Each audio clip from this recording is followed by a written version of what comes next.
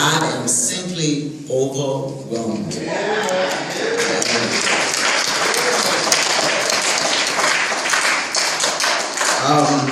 Reverend Ty is so sorry that he's not here today, and I will send him pictures and rub it in that he missed an extremely wonderful service. There are so many of you to thank today, and I hope that I don't miss anybody. And if I do not call your name or do not recognize you, it's because that I forget just about everything. So forgive me. This morning I was supposed to pick up a kid, passed right by his house and didn't pick him up. Got here, looked at my phone to do something, took the kid's pictures, then I recognized that, oh wow, I didn't pick up this kid. But I called home and Martinez was able to pick him up. Thank you so much.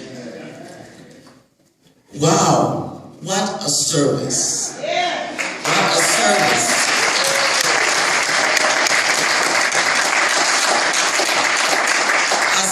With our speakers, and all of them are somewhat quiet, especially Colby John Oliver. There's a saying in the African tradition that a name means so much. You all know and remember Mr. Colby Oliver, so you all know him, you know the kind of person he was. I've known and I've loved Mr. John Anthony for a long time, his paternal grandfather, Mr. John Anthony, who he mentioned that he's named after. And Reverend Barbara Anthony, she's here today, so his maternal grandparents.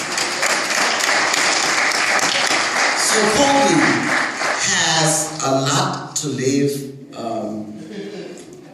a lot to represent because his two grandparents, great-grandfather and grandfather, after whom he's named, are very good and decent people and strong people, so he has a lot to do, and he's starting it right now. That was a the three of them spoke so well. Thank you all so much. Then we have Katrina, who did her father proud, because today is his birthday. Congratulations. Katrina, Serena, and Peter Reeves, thank you so much for bringing up Katrina and having her grow in the way that she is turning to be a very lovely young lady.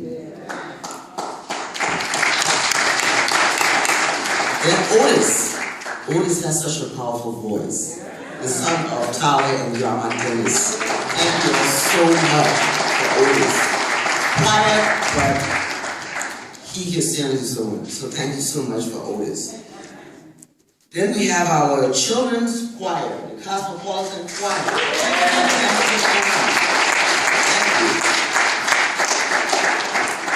you. To all our grandparents, parents, relatives, guardians, thank you all so much. And it is in this church that the children learn that it really takes a village to raise a child. Because every 1 year, when people tell me Stephanie did something, I say, well, if you don't do something to her, then it is on you.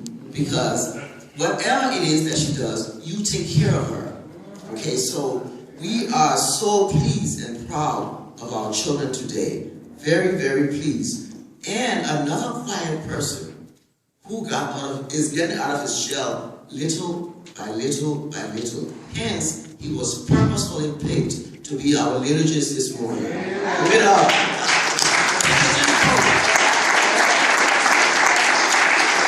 Did a wonderful job. He did a wonderful job. His parents, Mr. and Mrs. Kevin Cook, his grandmother, Mrs. Jones, thank you all so much for them.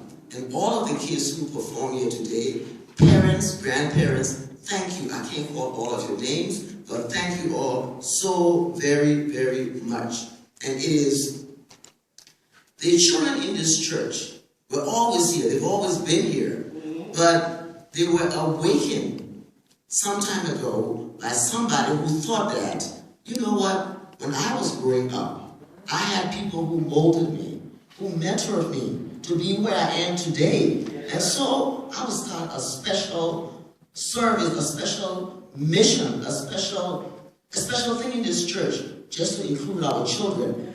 And sometimes they call it children's church. Second grade is children's church. Although it is children's church, it is all of our church. But the children are the ones that we have to mold, because tomorrow they will be standing where we are. And I'm telling you, they will do a phenomenal job, because we see where they're coming from. So all of this mission in the church started off. Now, I was here before this person came here, and we had children's programs and all that, but it was expounded from his being here. So much so that because of the mission of the children's work in this church, the bishop saw it fit to make him our district superintendent. Brother Charles Boyle.